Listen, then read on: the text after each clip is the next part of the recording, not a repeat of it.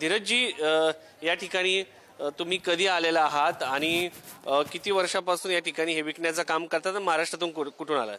तर मला 1 वर्ष झालं मी इथे गुळियाचं काम करत आहे, 1 वर्षापासून. आणि काल हे जेव्हा घडलं तेव्हा तुम्ही कुठे होता? कसं काय समजलं तुम्हाला? जास्त मी 50 किलोमीटरवर असत कामी गेलो होतो. थोडा 50 मीटरवर? जास्त दूर नव्हतो गेलो.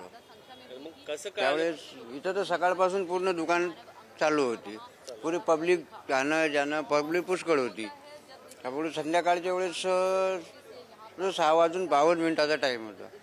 असा एक आवाज आला, एकदम धमाका झाला. त्यावेळेस पब्लिक सर्व रपादपा आणि धावपळ करायला लागली.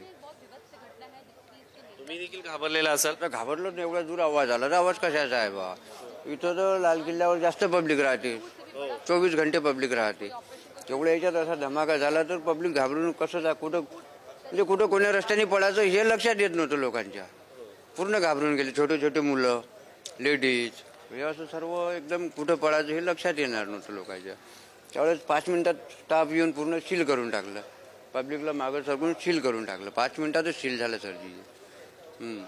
तुम्ही मग ज्यावेळेस परिस्थिती पाहिली, लोकांशी जेव्हा संवाद होत होता तेव्हा लोकांचं म्हणणं काय येत होतं नक्की? तेवढा वेळच नाही भेटला ना लोकांना बात हे करायला. म्हणजे पहिले आपला जीव वाचवायचा, नंतरचं पाहायचं. सामान सोडून लोक दुकान सोडून सामान सोडून पळत सुटले. तेवढा वेळ हे नाही झाला ना लोकांना. तुमच्या हातात देखील सामान होतं? माझ्या हात माझी दुकान चालू होती, आम्ही सर्व सोडून निघून गेलो.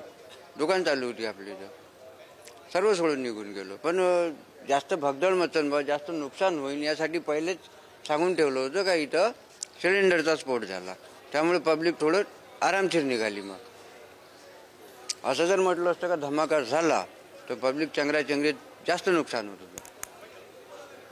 लोक इथे मोठ्या प्रमाणात, कारण दररोजची गर्दी खूप मोठी असते, लोक या ठिकाणी मोठ्या प्रमाणात गर्दी केलेली असते, त्याच वेळेस नेमकं ही घटना घडली. म्हणजे संध्याकाळचा टाईम, लोकांना घुमा फिरायचा टाईम, कोणाचा ड्युटीवरून घरी जायचा टाईम, अशा वेळेत हा धमाका झाला.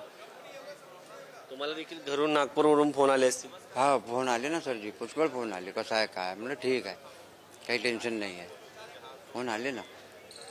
चौकशी पोलिसांकडनं सुरू झाली असेल तेव्हा हे सगळे पूर्ण बॅरिकेडिंग सुरू झालं? पूर्ण 5 मिनिटात बॅरिकेड लागून पूर्ण सील झालं. त्याच्यानंतर तिकडे जाणंच बंद झालं. नंतर ते आपल्याला त्याचं जे काय करायचं ते तिकडे चालूच, इन्क्वायरी चालू झाली त्या लोकांनी. बाकी इथले लोक, काही दुकानदार असे काही होते, डेड बॉडी उचलासाठी मदत करायसाठी धावले. मदत केली लोकांनी.